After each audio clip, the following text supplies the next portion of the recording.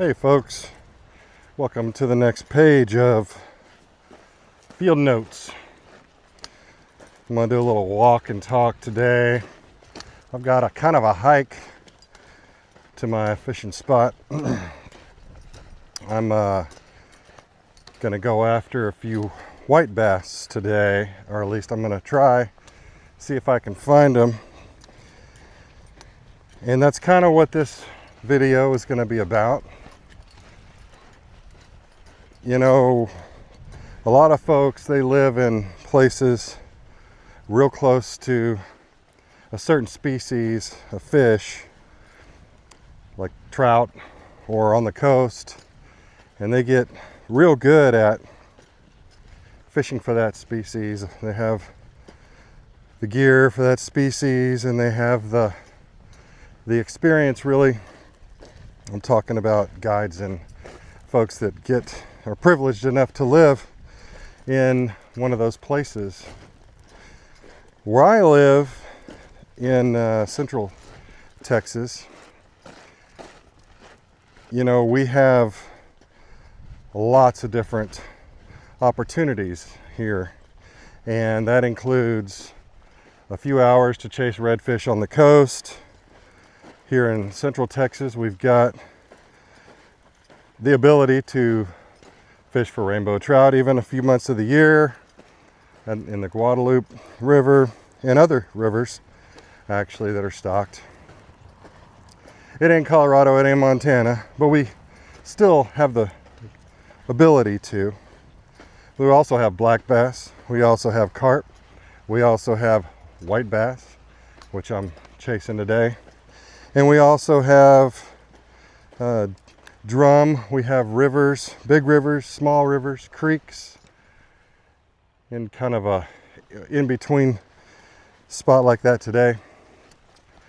And you know, I was talking to some friends of mine about it, and some guides in particular.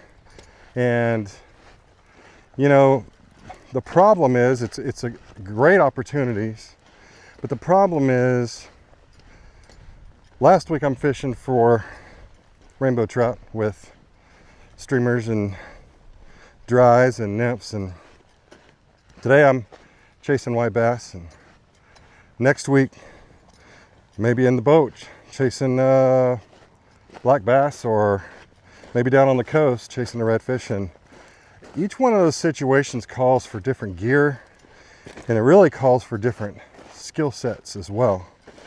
And so, you know, I'm trying to figure out, is this the kind of thing that makes you a better fisherman? Because sometimes it feels a little psychotic. What's the word I'm looking for? It makes you feel a little neurotic, because you have to have gear for all these situations, and you have to have the skill sets for all these situations, and they are different skill sets. So I'm gonna jump across the creek here, and I'll get back on and finish this thought. I think I can finish the thought crossing the creek. This water looks really nice, really pretty. All right, so the question is, does it make me a better fisherman or a worse fisherman? Now, I've asked some guides, and they tend to think that it doesn't matter. If you're getting days on the water in, whether you're nymphing, whether you're throwing streamers, whether you're chasing redfish and get 3 or 4 casts in a day, you're becoming a better fly fisherman. And I tend to believe that. And are you the best at each type, at each style? No. Do you have always have the right gear, you know, ready to go? I mean, just today I was all geared up for trout fishing, and it took me, you know, an hour or two to retool my kit and change out to shorter, heavier leaders, change out my rods and reels. I tend to use sinking line in this type of, it's really streamer fishing, but you know, it's takes an effort to change over. And if I go down to the coast next weekend or next week, which I may, a whole other set of tools, whole other set of skills. So let me know what you think in the comments. The thought for today really is just having all these different opportunities available to you. Is it a benefit? Is it a pro? Or is it a con?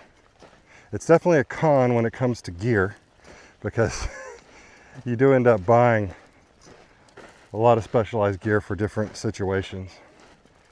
But what about skills? Does it help your overall skill set?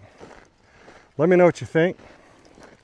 I'm gonna go see if I can't catch one of these white bass, see if they're running up this high yet from the main lake. I'm Greg. Please like and subscribe, and I will catch you again on the next page of Field Notes. Bye.